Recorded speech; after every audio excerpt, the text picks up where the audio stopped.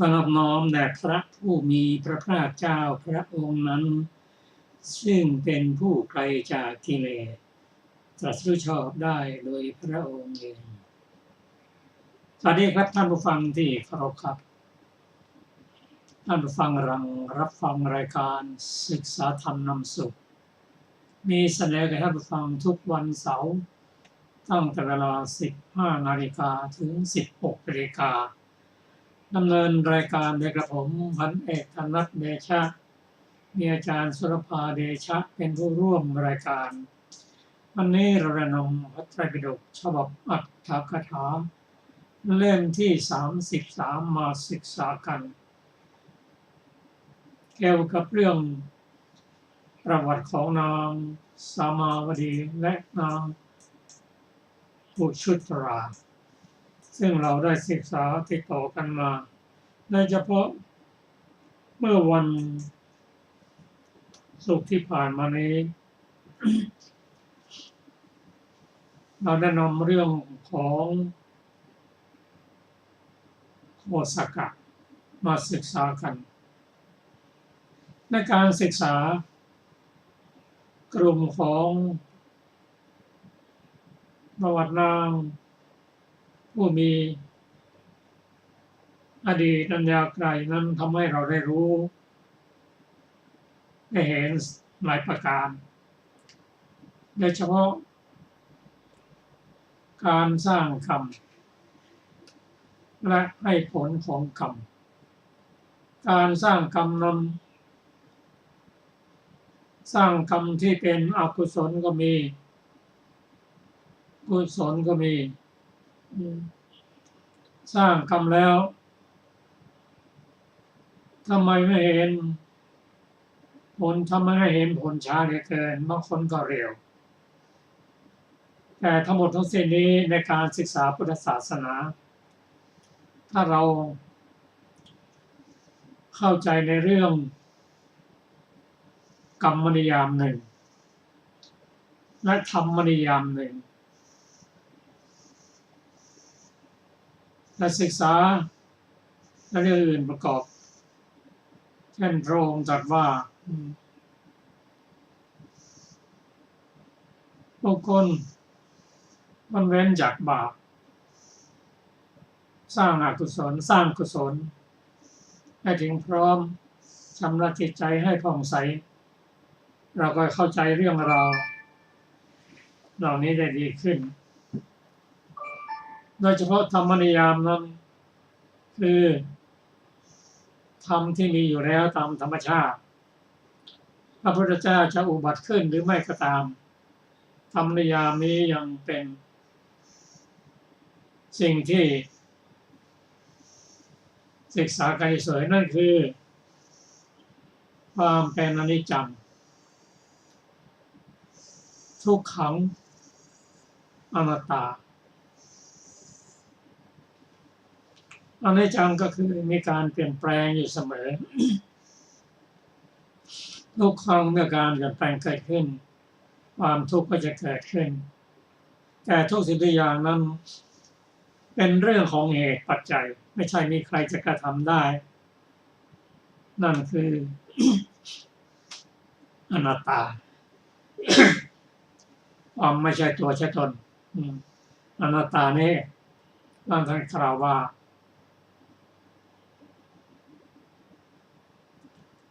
เมื่อมีการเปลี่ยนแปลงอนิจจังและทุกขังอันนั้นนะคืออนัตตาบางทีกล่าวว่าอนัตตานั้นเป็นสิ่งไม่ใช่ตัวใช่ตนเกิดขึ้นด้วยเหตุปัจจัยเราไม่สามารถจะแก้ไขได้เป็นหลักของอนัตตาส่วนกรรมนิยามนั้นก็มีการอธิบายไว้เป็นหลายในเช่นบุคคลมีกรรมเป็นของตนเป็นทายาทของกรรมมีกรรมเป็นกำเนิดมีกรรมเป็นเผ่าพันธุ์มีกรรมเป็นที่พึ่งอาศัยกรรมนั้นย่อมจำแนกบุคคลให้เลวประณีตต่างกัน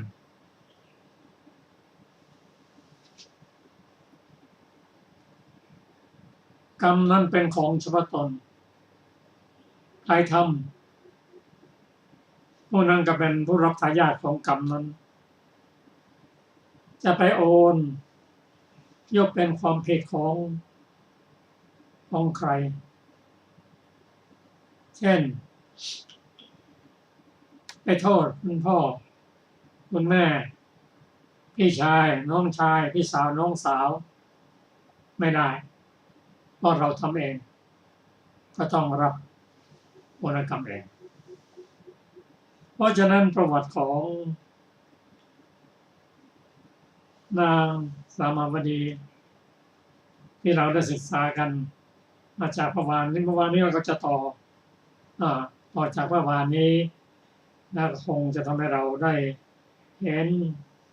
ชีวิตและบุคคลเข้ามาเกี่ยวข้องมากมายศึกษาประวัติของนางสามาวดีกันก็จะรู้ว่าบิดาของท่านเป็นเพื่อนกับโคสกะเศรษฐีทั้งที่ไม่เคยเห็นหน้ากันมาก่อน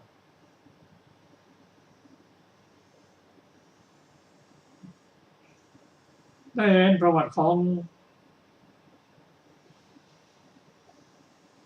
พระนางมาคันธยาก็ไปเห็นการเผยแผ่พุทธศาสนาของพระพุทธเจ้าซึ่งการเผยแผ่พุทธศาสนาของพระองค์นั้นจะมุ่งไปบุคคลที่ตั้งความปรารถนาไว้สั่งสมปัญญาไว้ส่วนบุคคลอื่นนั้นก็เป็นไปตามกรรมของเขา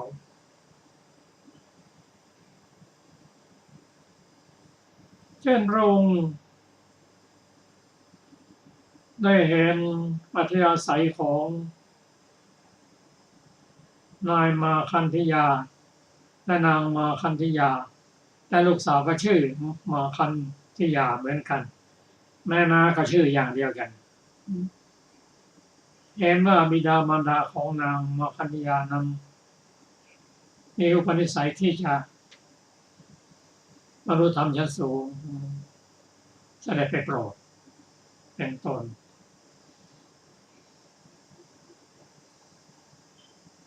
แม้บิดามารดานายมาคันธยานางคันธยาก็มีอุปนิสัยต่างกันมีความรู้ต่างกันภรรยานั้นรู้ถึงลักษณะแม้แต่รอยเท้ารอยพระบาทของพระเจ้าก็อ่านออกเลยส่วนนายมาคันธยานั้นมุ่งอย่างเดียวอยากให้ลูกสาวได้สามีที่ดีแต่ทั้งหมดนั้นไม่มีใครที่จะเหมาะสมเพราะเธอเป็นคนรูปร่างสวยจริงๆแม่พระเจ้าอุเทนเห็นครั้งเดียวกันนะโอ้ยอมรับก็เป็นเช่นนั้นเหตุปัจจัยก็นำมาเข้ามาในพยานของพระองค์เสด็จไปโปรดนายมาคันธยาเดินมาเห็นพระองค์โอ้ท่านนี้แหละเหมาะสมที่จะเป็นสามีของลูกสาวเราแล้วเรื่องนี้ชาวบ้านชาวเมืองเขารออยู่แล้วอยากจะรู้ใครมาขอก็ไม่ยอมให้ไม่เหมาะสมก็อยู่ที่ว่าใครจะเหมาะสมอันนี้เราท่านเนี้ยแน่นอน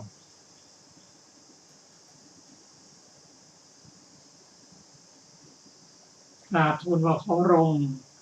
จงประทับอยู่ที่นี่อย่าเพิ่งไปไหนนะเดี๋ยวกับผมจะกลับมาพร้อมกับภรรยาและลูกสาวรีบไปบ้านบอกภรรยาให้แต่งตัวลูกสาวให้งามเสร็จแล้วก็เดินมาอย่างที่พบพระองค์ครั้งแรกนั้นมองยังไงก็ไม่เห็นตะกี้ก็ยังอยู่ที่นี่โอ้นี่ยังเห็นรอยเท้าละพระองค์แสดงรอยเท้ารอยพระบาทไม่เป็นที่หมายแล้วพระองค์ก็เสด็จไปประทับใกล้ๆนั่นแหละพอมาเห็นรอยเท้าแล้วก็ชวนภรรยามาเนี่ยรอยเท้าเธออยู่ที่นั่นนางดูรอยเท้าแล้วโอ้นี่ไม่ใช่บุคคลที่ปรารถนาการเลยเพราะรองเท้านะเสมอกันหมดถ้าเป็นรองเท้าที่ปรารถนาการแล้วจะมีรอยเว้าอยู่ตรงกลางถ้ามีโทสะแล้วก็จะเว้าไว้ไอ้เธอเน้นไปทางส้นเท้าเป็นต้นนายมาคันธยาไม่เชื่อเมื่อพบกันแล้วพระองค์แสดงธรรมให้ก่อนจะแสดงธรรมนั้นก็ขอยกลูกสาวให้พระองค์ไม่ปรารถนาหรอกเพราะตอนที่บำเพ็ญวันจะบำเพ็ญโพธิญาณทำเพื่อบรรลุโพธิญาณนั้นมารก็ให้ลูกสาวทั้ง3 คนสวยกว่านี้เยอะพระองค์ยังไม่ปรารถนาเลย อย่าเลยแม้แต่หญิงที่มีมูดพูดคนนี้เท้าก็เราก็อยากจะแตะต้องเท่านั้นแหละทำให้ความเห็นของบุคคลแยกเป็นสองอย่างสามีภรรยาเห็นว่ารูปร่างนั้นไม่ใช่สิ่งที่ควรปรารถนาธรรมะชั้นสูงที่น่าปรารถนามากกว่าก็ให้ลดความสำคัญของรูปร่างไปส่วนอีกส่วนหนึ่งมาคันธยานั้นเกิดความเจ็บใจแค้นใจและอาฆาตในพระเจ้าว่าไม่ปรารถนาเราแล้วก็ไม่ควรจะกล่าวว่าเรานั้นเต็มไปด้วยมูดด้วยคูดไม่ปรารถนาแม้จะแตะต้องด้วยพระบาทเอาแท้วันใดวันหนึ่งถ้าเราได้เป็นผู้มีอำนาจแล้วเราจะทำลายพระองค์บุคคลหนึ่งมีพระองค์ส่วนหนึ่งลองพระองค์ไปที่พึ่งส่วนหนึ่งหวังจะได้ทำลายพระองค์ผู้ที่มีความปรารถนาถูกต้องนั้นได้เป็นพระอนาคามีได้ศึกษานานไม่นานเราก็ได้เป็นพระอรหันต์บุคคลทั้งคู่ส่วนนางนั้นเมื่อเห็นบิดามารดาเข้าไปบวชแล้วก็ไปอยู่กับลุงที่กรุงโกสัมพีเราได้เห็นประวัติแตกต่างกันอย่างนั้นแม้แต่นางสามาวดีที่เราได้ศึกษาต่อไปนั้นได้เห็นว่าที่เธอพร้อมด้วยบริวาร500ถูกเผานั้นก็มีเหตุอันควรเพราะในสมัยในอดีตการนั้นนางพร้อมกับบริวารไปเล่นน้ำขึ้นจากฝั่งแล้วเกิดอาการหนาวสั่นเห็นพุ่มไม้แล้วก็จุดไฟเพื่อให้อบอุ่นแก่ร่างกายโอ้จุดไฟตอนนั้นเนาะเห็นพระปัจเจกพุทธเจ้า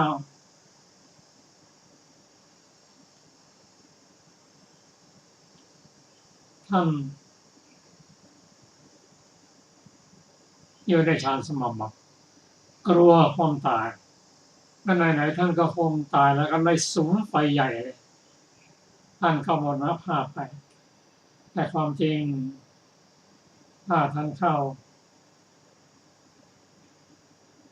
จะเป็นเวทัสสัญญาเวทัสตอนนี้เราก็ตามจะไม่สิ้นชีวิตมาบุคคลผู้เข้านิโรธสมาบัติก็ดีจะไม่เป็นอันตรายแค่ผลกรรมนั้นแหละไม่ต้องมารับผลในชาตินี้ครับรายละเอียดต่างๆนั้นเราจะค่อยเข้าถึงประวัติของนางสามาวดีและบุคคลอื่นๆก็ขอเชิญติดตามอาจารย์สุรภาพเชิญครับค่ะ สวัสดีค่ะท่านผู้ฟังที่เคารพทุกท่าน วันนี้เราจะขอต่อประวัติของ ของโคสกะก่อนนะคะธิดาเศรษฐีแม้นั้นได้เคยเป็นแม่เรือนของชายหนุ่มนั้นในอัตภาพที่4เพราะเหตุนั้นตั้งแต่ได้ฟังคำของทาสีนั้นก็รู้สึกตัวว่ายืนไม่รู้สึกตัวว่านั่งนางก็พาทาสีนั้นไปยังนายโคสกะนั้นนอนอยู่มองดูเขากำลังหลับเห็นหนังสือที่ชายผู้สงสัยว่านั่นหนังสืออะไรไม่ปลุกชายหนุ่มให้ตื่นหยิบหนังสือเอามาอ่านก็รู้ว่าชายหนุ่มผู้นี้ถือหนังสือฆ่าตัวไปด้วยตนเองจึงฉีกหนังสือนั้นเมื่อชายหนุ่มนั้นยังไม่ตื่นก็เขียนหนังสือเปลี่ยนความเสียใหม่ว่าท่านจงส่งสารของเราไปว่าเราส่งบุตรไปยังสำนักท่านคามิกาเศรษฐีสหายเรามีธิดาเจริญวัยแล้วท่านจงรีบรวบรวมทรัพย์ที่เกิดในที่บริเวณอาณาบริเวณของเราถือเอาธิดาของคามิกะเศรษฐี ทำการมงคลแก่บุตรของเราด้วยทรัพย์ทุกอย่างอย่างละ100แล้ว เมื่องานมงคลเสร็จท่านจงส่งสารให้เราทราบว่าทำการมงคลแล้วด้วยวิธีนี้ เราจะรู้กิจที่พึงทำแก่ท่านในที่นี้ ใส่ตราหนังสือนั้นแล้วก็ผูกไว้ที่ชายผ้าเหมือนเดิม ชายหนุ่มแม่นั้นอยู่บ้านค้ามิกาเศรษฐีนั้นวันหนึ่งแล้วรุ่งขึ้นก็อำลาเศรษฐีไปยังบ้านของคนทำงาน มอบหนังสือนั้นให้ คนทำงานอ่านหนังสือแล้วก็ให้ประชุมชาวบ้านกล่าวว่าท่านทั้งหลายอย่าสนใจเราเลยนายของเราส่งข่าวมายังสำนักเราว่าจงนำเด็กหญิงมาด้วยทรัพย์ทุกอย่างอย่างละ100แก่บุตรคนโตของเราของตนพวกท่านจงรีบรวบรวมทรัพย์ที่เกิดในที่นี้มาแล้วก็จัดการพิธีมงคลเครื่องสักการะแต่งงานทุกอย่างส่งข่าวแก่ค้ามิกะเศรษฐีให้รับแล้วให้ตกลงงานมงคลสมรสด้วยทรัพย์ทุกอย่างอย่างละ100แล้วส่งหนังสือถึงโกสัมภิกะเศรษฐีว่าข้ารู้ข่าวในหนังสือที่ท่านส่งไปแล้วก็กระทำกิจอย่างนี้อย่างนี้เสร็จแล้วเศรษฐีฟังข่าวนั้นแล้วเหมือนถูกเผาแล้วในกองไฟฉะนั้นถึงความเป็นโรคลงโลหิตเพราะอำนาจที่คิดว่าบัดนี้เราวอดวายแล้วดังนี้ก็ให้คนเรียกนายโคสกะนั้นด้วยคิดจะทำอุบายบางอย่างอยู่ หมายใจว่าจักทำมันไม่ให้เป็นเจ้าของทรัพย์สมบัติของตนตั้งแต่งานมงคลเสร็จแล้วก็ส่งข่าวไปว่าเหตุไรบุตรของเราจึงอยู่เสียภายนอกจงรีบกลับมาเถิดเมื่อชายหนุ่มฟังข่าวแล้วก็เริ่มจะไปธิดาเศรษฐีคิดว่าสามีนี้เขลาไม่รู้ดอกว่าสมบัตินี้อาศัยเราจึงได้มาควรที่เราจะทำบางอย่างแล้วก็ทำอุบายห้ามแม้การไปของเขาเสียแต่นั้นจึงกล่าวกับสามีว่าพ่อหนุ่มอยู่อย่ารีบด่วนนักเลยดิฉันก็จะไปบ้านของสกุลธรรมดาว่าผู้ไปควรจะเตรียมการของตนแล้วจึงค่อยไปฝ่ายโกสัมภิกะเศรษฐีรู้ว่าบุตรนั้นชักช้าอยู่ก็ส่งข่าวไปอีกว่าเหตุไรบุตรเราจึงชักช้าอยู่เราเป็นโรคลงโลหิตควรที่เจ้าจะมาพบเราขณะที่ยังเป็นอยู่เวลานั้นธิดาเศรษฐีก็บอกแก่สามีนั้นว่าเศรษฐีนั้นไม่ใช่บิดาของท่านดอกท่านก็ยังเข้าใจว่าเป็นบิดาเศรษฐีนั้นส่งหนังสือแก่คนทำงานเพื่อให้เขาฆ่าท่านดิฉันจึงเปลี่ยนหนังสือนั้นเขียนข้อความเสียใหม่ทำสมบัตินี้ให้เกิดแก่ท่านเศรษฐีนั้นเรียกท่านไปหมายใจจะทำท่านไม่ให้เป็นบุตรต่างหากท่านจงรอการตายของเศรษฐีนั้นเถิดครั้งนั้นนายโคสกะไม่ได้ไปด้วยทั้งที่เศรษฐีนั้นก็เป็นอยู่ต่อทราบว่าเขาเพียบหนักจึงไปนครโกสัมพีแม้ธิดาเศรษฐีก็ให้สัญญาจำหมายภายนอกแก่สามีนั้นว่าเมื่อท่านเข้าไปก็จัดอารักขาไว้ทั่วบ้านจึงเข้าไป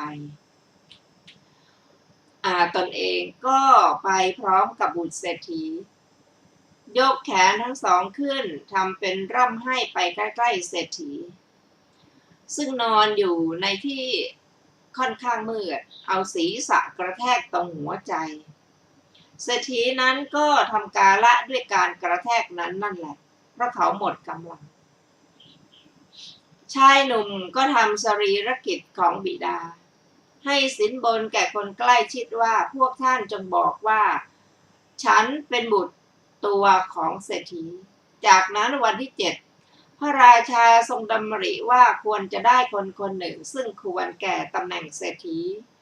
จึงทรงส่งคนไปสำรวจว่าเศรษฐีมีบุตรหรือไม่มีบุตรพวกคนใกล้ที่เศรษฐีก็กราบทูลพระราชาถึงว่าเศรษฐีมีบุตรพระราชาทรงรับรองแล้ว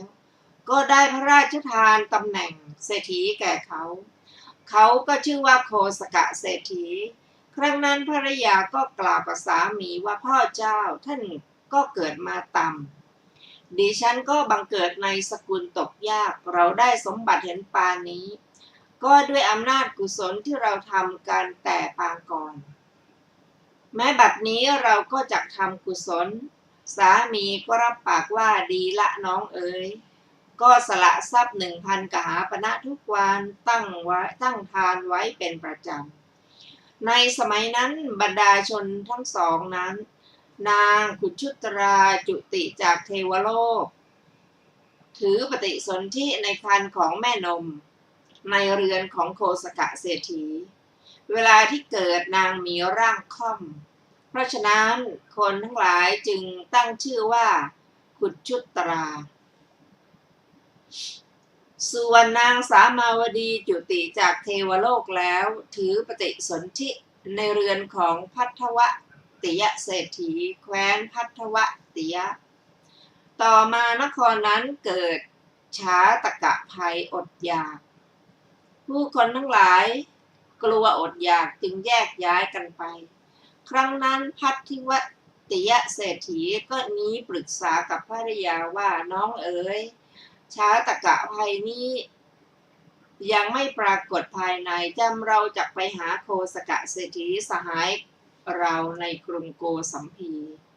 สหายนั้นพบเราคงจักไม่รู้จักในว่าเศรษฐีนั้นได้เป็นสหายที่ไม่เคยเห็นการของโคสกะเศรษฐีนั้นเพราะเหตุนั้นจึงกล่าวอย่างนี้ภัทวติยเศรษฐีนั้นให้คนที่เหลือกลับกันแล้วก็พาภริยาและธิดาเดินทางไปกรุงโกสัมพีทั้ง3 คนประสบทุกข์เป็นอันมากในระหว่างทางก็บรรลุกรุงโกสัมพีตามลำดับพักอาศัยอยู่หน้าศาลาหลังหนึ่งฝ่ายโคสกะเศรษฐีให้เขาจัดมหาทานแก่พวกคนกำพร้าคนเดินทางไกลวันิพกและยาจกใกล้ประตูเรือนของตนครั้งนั้นภัทวติยเศรษฐีนี้ก็คิดว่าเราไม่อาจแสดงตัวแก่เศรษฐีสหายด้วยเพศของตนกำพร้านี้ได้เมื่อร่างกายเป็นปกติเรานุ่งห่มดีแล้วจึงจักไปพบเศรษฐีแม่คนทั้ง2 คนก็ส่งธิดาไปโรงทานของโคสกะเศรษฐีเพื่อนำอาหารมาให้ตน ธิดานั้นก็ถือภาชนะไปโรงทานยืนเอียงอาอยู่ณโอกาสแห่งหนึ่งคนจัดการทานเห็นนางก็คิดว่าคนอื่นๆทำเสียงดังเหมือนกับชาวประมงแย่งซื้อและขายปลาในที่ประชุมพร้อมหน้ากันได้แล้วก็ไปส่วนเด็กผู้หญิงนี้คงจักเป็นกุลธิดาเพราะฉะนั้นอุปธิสัมปทาของนางจึงมีอยู่แต่นั้นจึงถามนางว่าแม่หนูเหตุไรเจ้าจึงไม่รับเพื่อนกับคนอื่นๆเล่านางตอบว่าพ่อท่านดิฉันจักกระทำการเบียดเสียดกันขนาดนี้เข้าไปได้อย่างไรเขาถามว่าแม่หนู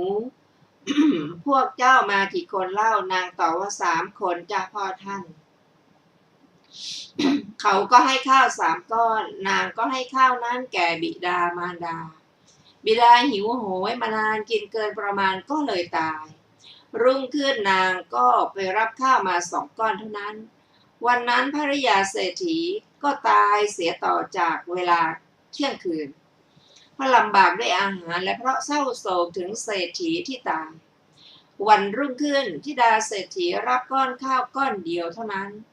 คนจัดการทานใคร่ครวญดูกิริยาของนางจึงถามว่าแม่หนูวันแรกเจ้ารับก้อนข้าวไป3 ก้อนรุ่งขึ้นรับก้อนข้าวไป2 ก้อนวันนี้รับก้อนข้าวก้อนเดียวเท่านั้นเกิดเหตุอะไรขึ้นหรือนางจึงเล่าเหตุการณ์นั้นเขาถามว่าแม่หนูเจ้าเป็นชาวบ้านไหนเล่านางก็เล่าเหตุการณ์โดยตลอดเขากล่าวว่าแม่หนูเมื่อเป็นดังนี้เจ้าก็เป็นธิดาเศรษฐีของเราไม่มีเด็กหญิงอื่นๆเจ้าจงเป็นธิดาเราเสียตั้งแต่บัดนี้แล้วก็รับนางไว้เป็นธิดานางได้ยินเสียงดังอื้ออึงในโรงทานก็ถามว่าพ่อท่านเหตุไรจึงเสียงดังลั่นดังนี้เขาก็ตอบว่าแม่หนูในระหว่างคนมากๆไม่อาจทำให้มีเสียงเบาลงได้ดอกนางกล่าวว่าพ่อท่านฉันรู้อุบายในเรื่องนี้เขาถามว่าควรจะทำอย่างไรเล่าแม่หนูนางบอกว่าพ่อท่านพวกท่านจงทำรั้วไว้รอบๆ ประกอบประตู2 ประตูตั้งภาชนะ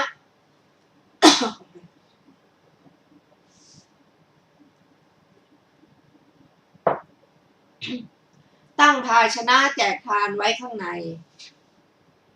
ให้คนเข้าไปทางประตูหนึ่งรับอาหารแล้วให้ออกไปทางประตูหนึ่งเขาเล่าว่าดีละแม่หนูแล้วก็ให้กระทำอย่างนั้นตั้งแต่วันรุ่งขึ้นนับแต่นั้นมาโรงทานก็มีเสียงเงียบประหนึ่งสงบไปแต่นั้นโคสกเศรษฐีได้ยินเสียงดังอื้ออึงในโรงทานมาแต่ก่อนครั้งนั้นเมื่อไม่ได้ยินเสียงนั้นจึงเรียกคนจัดการทานถามว่าวันนี้ท่านให้เขา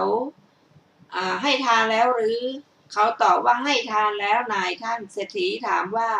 ถ้าเช่นนั้นเหตุไรจึงไม่ได้ยินเสียงในโรงทานเหมือนแต่ก่อนเขาตอบว่าจริงสินายท่านผมมีธิดาอยู่คนหนึ่งผมทำคามอุบายที่นางบอกผมทำตามอุบายที่นางบอกจึงทำโรงทานให้ไม่มีเสียงเศรษฐีถามว่าเจ้าไม่มีธิดาขอให้ค่ะเจ้าได้ธิดามาแต่ใดมาแต่ไหนคนจัดการทานนั้นก็เล่าเรื่องที่ธิดามาทุกอย่างแก่เศรษฐีเพราะไม่อาจจะหลอกลวงได้เศรษฐีกล่าวว่าพ่อมหาจำเริญเหตุไรเจ้าจึงได้ทำกรรมหนักเห็นปานนี้ไม่บอกเรื่องธิดาซึ่งอยู่ในสำนักตนแก่เราเสียตั้งนานเพียงนี้เจ้าจงรีบให้นำนางมาไว้เรือนเราคนจัดการทานนั้นฟังคำเศรษฐีแล้วก็ให้นำนางมาทั้งที่ตนไม่ประสงค์เช่นนั้นตั้งแต่นั้นมาเศรษฐีก็ตั้งนางไว้ในตำแหน่งธิดาคิดว่าจะรับขวัญธิดาจึงจัดหญิงสาว500 นางที่มีวัยรุ่นเดียวกันจากสกุลที่มีชาติทัดเทียมกับตนมาเป็นบริวารของนางต่อมาวันหนึ่งพระเจ้าอุเทนเสด็จครู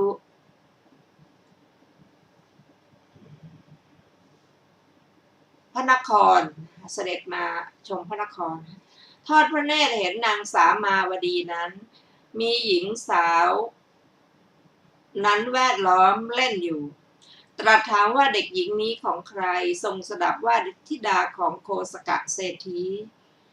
ตรัสถามว่าไม่มีสามีหรือเขาทูลว่าไม่มีสามีจึงดำรัสสั่งว่าพวกเจ้าจงไปบอกเศรษฐีว่าพระราชามีพระราชประสงค์ธิดาท่านเศรษฐีฟังแล้วบอกเขาว่าเราไม่มีเด็กหญิงอื่น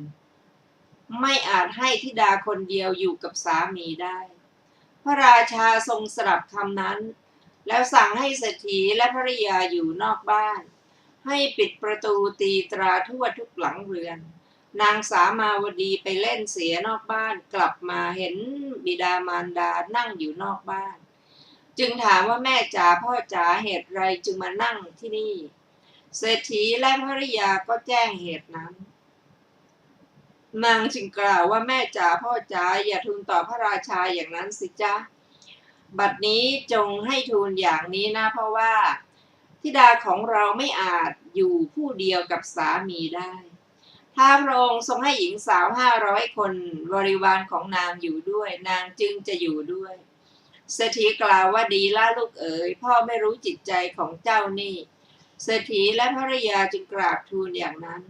พระราชาทรงเลื่อมใสยิ่งขึ้นไปตรัสว่า1,000 คนก็ช่างเถิดจงนำมาทั้งหมดครั้งนั้นเศรษฐีและภริยาจึงนำธิดานั้นมีหญิง500 คนเป็นบริวารไปยังพระราชนิเวศโดยมงคลนักสัตว์ฤกษ์อันเจริญพระราชาก็ทรงทำหญิง500 คนเป็นบริวารของนางแล้วทรงทำอภิเษกให้นางอยู่ในปราสาทหลังหนึ่งก็สมัยนั้นในกรุงโกสัมพีเศรษฐี3 คนชื่อโคสกเศรษฐี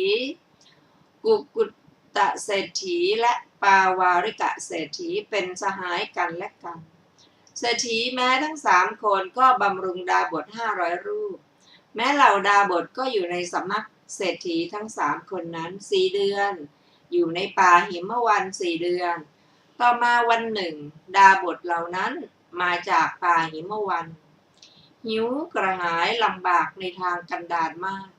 จึงพากันไปยังต้นไทรใหญ่ต้นหนึ่งมุ่งหวังรับการสงเคราะห์จากสำนักเทวดาที่สถิตอยู่ณต้นไทรใหญ่นั้นนั่งกันอยู่ เทวดาก็ยื่นมือที่ประดับด้วยเครื่องประดับทุกอย่างหลั่งถวายน้ำปานะที่ควรแก่การดื่มเป็นต้นแก่ดาบทเหล่านั้นช่วยบรรเทาความลำบากได้ดาบทเหล่านั้นประหลาดใจพระอานุภาพของเทวดาจึงถามว่าท่านเทวดาท่านทำกรรมอะไรหนอจึงได้สมบัตินั้นเทวดาบอกว่าพระผู้มีพระภาคเจ้าพระนามว่าพุทธะทรงอุบัติแล้วในโลกบัดนี้พระองค์ประทับอยู่กรุงสาวัตถี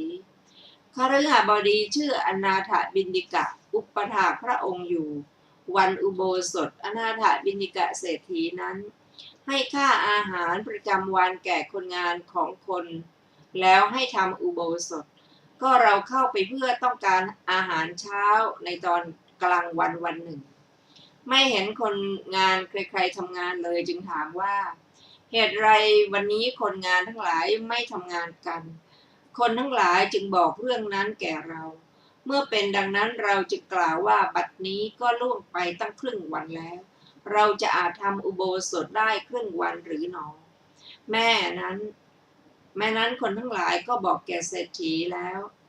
เศรษฐีกล่าวว่าทำครึ่งวันก็ได้เราฟังคำนั้นแล้วก็สมาทานอุโบสถครึ่งวันทำกาละเสียในวันนั้นนั่นเองแล้วมาได้สมบัตินี้ครั้งนั้นดาบทเหล่านั้นเกิดปีติปราโมทย์ว่าเขาว่าพระพุทธเจ้าทรงอุบัติแล้วในโลกแม้ประสงค์จะไปจากที่นั้นสู่กรุงสาวัตถีก็คิดว่าพวกเศรษฐี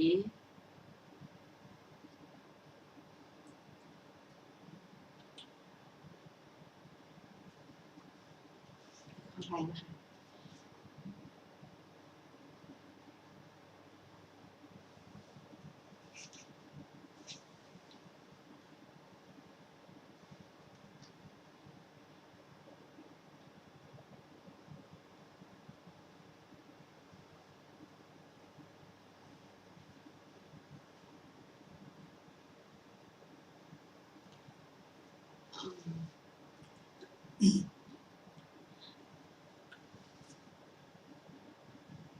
เราจะไปกันในวันนี้นี่แหละ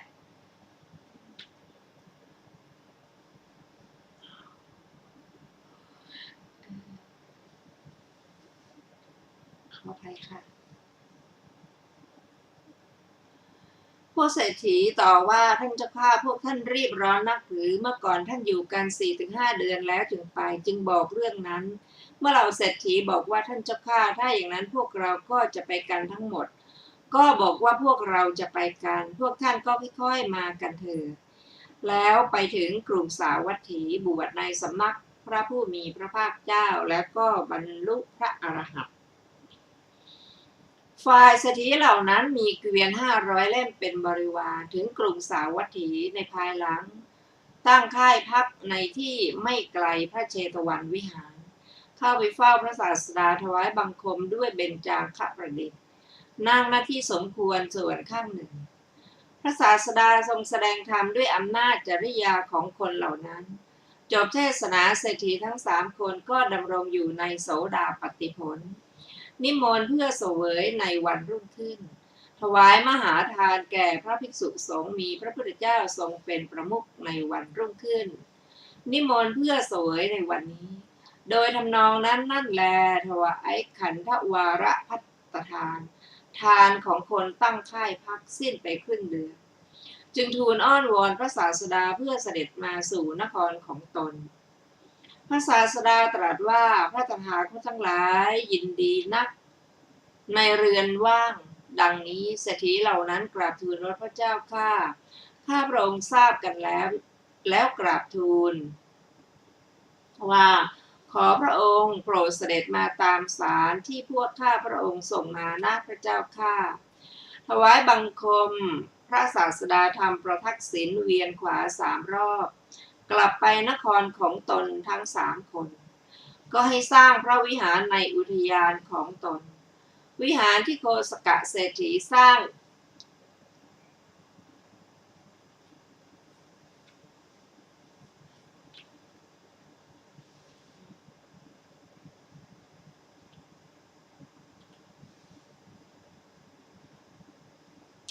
ขออภัยวิหารที่โคสกะเศรษฐีสร้างชื่อว่าโคสิตารามที่กุฏเศรษฐีสร้างชื่อว่ากุกุตารามที่ปาวาริกะเศรษฐีสร้างชื่อว่าปาราริกัมพวันวิหารเศรษฐีเหล่านั้นให้สร้างวิหารเสร็จแล้วส่งทูตไปทูลพระศาสดาว่าขอพระศาสดาโปรดเสด็จมาณพระนครนี้เพื่อสงเคราะห์พวกข้าพระองค์เถิดพระศาสดาทรงพระดำริว่าจากเสด็จไปกรุงโกสัมพีมีภิกษุสงฆ์หมู่ใหญ่เป็นบริวารเสด็จออกจาริกทรงเห็นอุปนิสัยพระอรหันต์ของมาคันธิยพราหมณ์ในระหว่างทางจึงงดการเสด็จไปกรุงโกสัมพีเสด็จไปยังนิคมชื่อว่ากัมมาสัทธมะแคว้นกุรุสมัยนั้นมาคันธิยพราหมณ์บำเรอไฟอยู่นอกบ้านตลอดคืนยังรุ่ง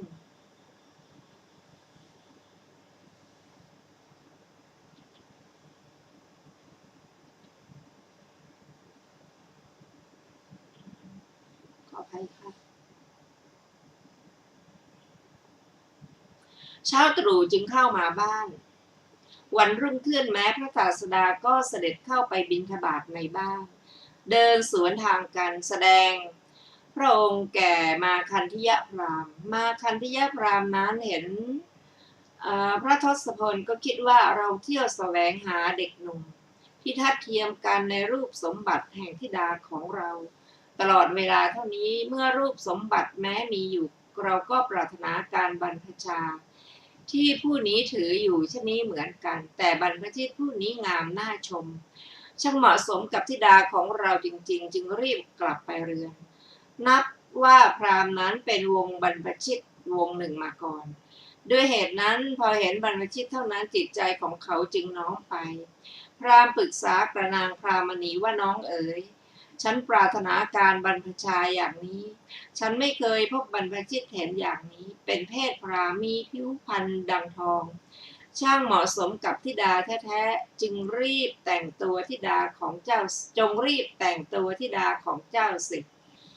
เมื่อนางพรามณีกำลังแต่งตัวธิดาอยู่พระศาสดาก็ทรงแสดงพระเจดีย์คือรอยพระบาท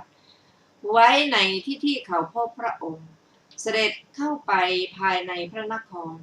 ขณะนั้นพราหมณ์พาธิดาพร้อมกับนางพรามณีมาอย่างที่นั้นตรวจดูรอบๆเพราะเขามาเวลาที่พระศาสดาเสด็จเข้าไปในหมู่บ้านไม่เห็นพระทศพลก็บริพาทนางพรามณีว่าการกระทำของเจ้านี้ชื่อว่าไม่ดีเลยพระเจ้ามัวทำชักช้าอยู่บรรพชิตผู้นั้นจึงออกไปเสียพราหมณ์ตรวจดูที่พระศาสดาเสด็จไปว่าบรรพชิตไปแล้วช่างก่อนเถิดไปทางทิศไหนหรือไปทางทิศไหนหรือไปทางทิศนี้ก็พบเจดีย์คือรอยพระบาทกล่าวว่าแม่มหาจำเริญนี้รอยเท้าบุรุษนั้นเขาคงจักไปทางนี้ขณะนั้นนางพรามณีเห็นเจดีย์คือรอยพระบาทของพระศาสดาคิดว่าตาพราหมณ์นี้ผู้นี้ช่างโง่จริงหนอไม่รู้ความหมายแม้เพียงคัมภีร์ของตนจึงทำการเย้ยหยันพูดกับพราหมณ์นั้นว่าท่านพราหมณ์ท่านโง่เพียงนี้แล้วยังจะมาพูดว่าเราจะได้ให้ธิดาแก่บุรุษผู้เห็นปานนั้นด้วยว่าธรรมดารอยเท้าของบุรุษผู้ที่ราคะย้อมแล้วโทสะประทุษร้ายแล้วโมหะให้ลุ่มหลงแล้วจะไม่เป็นเช่นนั้นดูสิพราหมณ์นั่นเป็นรอยเท้าของพระสัพพัญญูพุทธะผู้มีหลังคาเปิดแล้วในโลกแท้จริงรอยเท้าของผู้ที่ถูกราคะย้อมแล้วพึงเป็นรอยเท้ากระยงรอยเท้าของผู้ที่โทสะประทุษร้ายแล้วพึงเป็นรอยเท้าจิกปลายรอยเท้าของผู้ที่ถูกโมหะให้ลุ่มหลงแล้วพึงเป็นรอยเท้าที่กดลงส้นเท้านี้เป็นรอยเท้าของผู้ที่มีหลังคาเปิดแล้วแลเมื่อนางพรามณีพูดเพียงนั้นพราหมณ์นั้นก็ไม่ฟังคำกลับหาว่าเป็นหญิงปากร้ายเสียซ้ำไปเมื่อสองสามีภริยาพูดทุ่มเถียงกันอยู่นั่นแลพระศาสดาเสด็จเที่ยวไปบิณฑบาตพร้อมกับภิกษุสงฆ์ เสวยเสร็จแล้วจึงเสด็จไปใกล้ทางที่พราหมณ์แลเห็นได้พราหมณ์แลเห็นพระศาสดาเสด็จมาแต่ไกลก็บอกนางพรามณีร่าเริงยิ้มแย้มพูดว่าผู้นี้คือบุรุษผู้นั้นจึงยืนทรงพระพักตร์ทูลว่าจึงยืนตรงพระพักตร์ทูลว่าท่านบรรพชิตผู้เจริญข้าพเจ้าเที่ยวหาท่านตั้งแต่เช้าในชมพูทวีปนี้ไม่มีสตรีผู้ใดจะรูปงามเสมอกับธิดาของข้าพเจ้าแม้บุรุษก็ไม่มีผู้ใดมีรูปงามเสมอกับท่านข้าพเจ้าให้ธิดาของข้าพเจ้าเพื่อท่านจะได้เลี้ยงดูท่านรับนางไปเถิดครั้งนั้นพระศาสดาจึงตรัสกับพราหมณ์นั้นว่าพราหมณ์แม้แต่เหล่าเทพธิดาอยู่ในสวรรค์ชั้นกามาวจรมีรูปเลอเลิศมีผิวพรรณต่างๆกันมายืนอยู่ในสำนักกล่าวถ้อยคำเพื่อประเล้าประโลมเรายังไม่ปรารถนาจะป่วยกล่าวไปย้ายถึงธิดาของท่านว่าเราจะรับครั้นตรัสแล้วจึงตรัสพระคาถานี้ว่าเพราะเห็นนางตัณหานางอรดีนางราคาแม้ความพอใจในเมถุนก็ไม่มีเลยสรีระนี้เต็มไปด้วยอุจจาระปัสสาวะทั้งนั้นหนอแม้แต่เท้าเราก็ไม่ปรารถนาจะแตะต้องนางมาคันธิยาคิดว่าธรรมดาคนที่ไม่ต้องการพูดปฏิเสธว่าอย่าเลยเท่านี้ก็ควรแต่บรรพชิตผู้นี้ทำสรีระของเราให้เป็นที่เต็มไปด้วยอุจจาระปัสสาวะแล้วยังพูดว่าแม้แต่เท้าก็ไม่ปรารถนาจะแตะต้องเราเมื่อได้ตำแหน่งยิ่งใหญ่ในตำแหน่งหนึ่งจากรู้จุดจบของบรรพชิตนั้นแล้วผูกอาฆาตไว้พระศาสดา ไม่ได้ทรงใส่พระทัยนางทรงเริ่มพระธรรมเทศนาโปรดพราหมณ์ด้วยอำนาจจริยาของเขา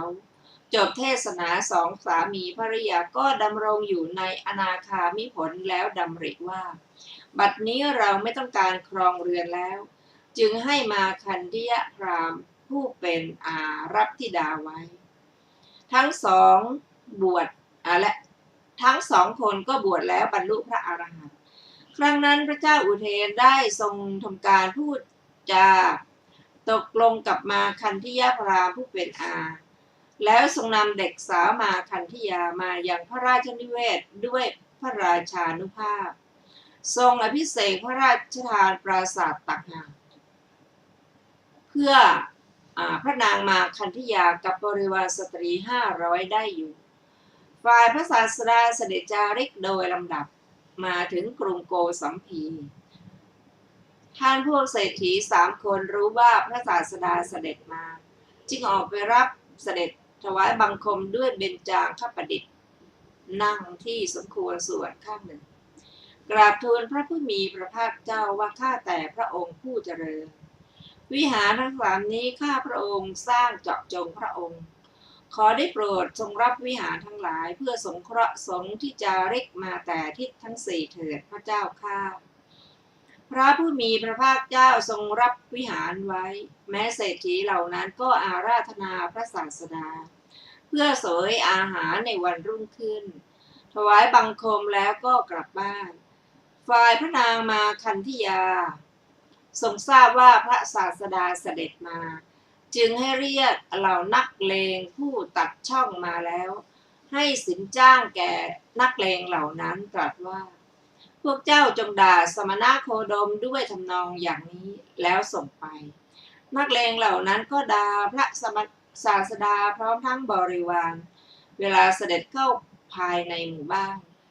ด้วยเรื่องสำหรับข้ามีอย่างต่างๆท่านพระอานนท์กราบทูลพระศาสดาว่าข้าแต่พระองค์ผู้เจริญเราจักไม่อยู่ในสถานที่ด่ากันเห็นปานนี้จักไปนครอื่นพระผู้มีพระภาคเจ้าตรัสว่าอานนท์ธรรมดาพระตถาคตย่อมไม่หวั่นไหวด้วยโลกธรรม8 ประการเสียงด่าแม่นี้ก็จักดำเนินไปไม่เกิน7 วันท่านอย่างใดอย่างหนึ่งจักตกอยู่เหนือพวกที่ด่านั่นแหละเธออย่าวิตกไปเลยส่วนเศรษฐีของนครทั้ง3นั้นทูลให้พระผู้มีพระภาคเจ้าเสด็จแล้วเสด็จเข้าไปด้วยสักการะยิ่งใหญ่ถวายมหาทาน เศรษฐีเหล่านั้นกำลังถวายมหาทานต่อเนื่องกันไปก็ล่วงเวลาไปเดือนหนึ่งครั้งนั้นเศรษฐีเหล่านั้นก็ดำริอย่างนี้ว่าธรรมดาพระพุทธเจ้าทั้งหลายทรงอุบัติมาอนุเคราะห์โลกทั้งปวงเราจะให้โอกาสแก่คนเหล่าอื่นกันบ้างเศรษฐีชาวกรุงโกสัมพีนั้นจึงให้โอกาสแก่ประชาชนตั้งแต่นั้นมาชาวกรุงทั้งหลายจึงถวายมหาทานโดยจัดเป็นสายคนร่วมถนน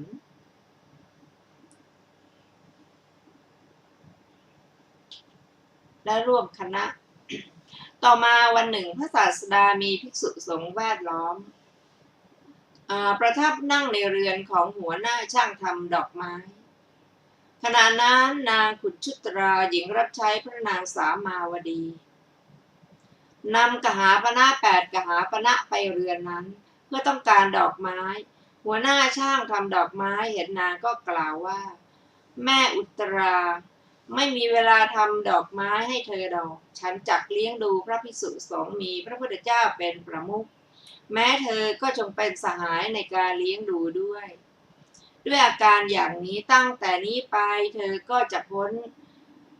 จากการต้องขนขวายรับใช้คนอื่นแต่นั้นนางขุนชุตราบริโภคอาหารที่คนตนได้แล้ว